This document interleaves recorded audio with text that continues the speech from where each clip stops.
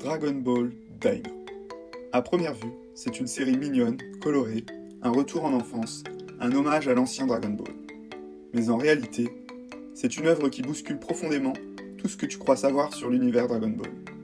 Voici 4 raisons pour lesquelles Daima n'est pas juste une suite sympa à regarder, et pourquoi elle redéfinit tout l'univers Dragon Ball. 1. Daima enterre Dragon Ball GT pour de bon. GT ne tenait déjà plus qu'à un fil, mais Daima le coupe net. GT et Daima sont incompatibles.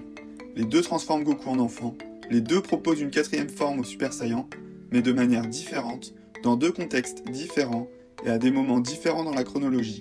Deux causes, deux contextes, deux timelines. Impossible de les faire cohabiter.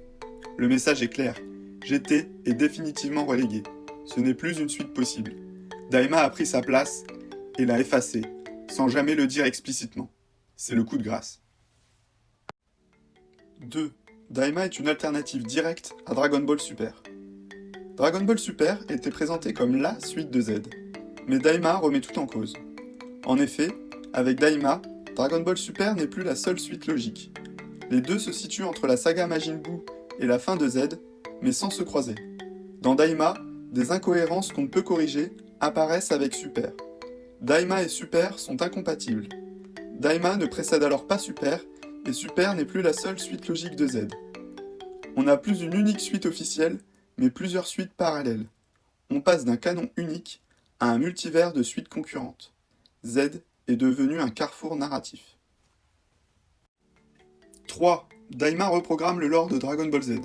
On croyait connaître l'histoire, on croyait comprendre le lore, et puis Daima arrive, et tout vacille. Certains piliers de l'univers Z sont remis en question. Bibidi n'est pas le créateur de Buu, la naissance de Puissant Buu n'est qu'un coup de chance, Dabra, présenté comme le terrible roi des démons dans Z, gouverne finalement une cour de récré composée d'êtres inoffensifs et gentillés. Ce que Daima révèle, c'est que même les fondations posées par Z ne sont plus sacrées. Même ce qu'on croyait solide dans Z peut être réécrit, recontextualisé, réinterprété. 4. Daima est une réinitialisation déguisée en hommage. Et si Daima, sous couvert de nostalgie, révélait surtout l'épuisement créatif de la franchise. Au lieu de faire avancer l'histoire après Super, on choisit de rétrécir les héros. Littéralement. Pour revenir à une dynamique simple, sans dieu, sans multivers, sans vraies évolutions. Ce n'est pas une nouvelle étape, c'est un repli, une mise sous cloche de tout ce que Dragon Ball avait construit ces 10 dernières années. Une question s'impose. Daima, est-ce une suite ou une fuite en arrière? Dragon Ball Daima n'est pas un bonus, c'est une fracture. Une série qui remet tout en question, même ce qu'on pensait intouchable. Elle coupe, elle reprogramme, elle simplifie. Et c'est peut-être ce qui la rend aussi fascinante et aussi dérangeante. Et c'est peut-être aussi ce dont Dragon Ball avait besoin. Thank you.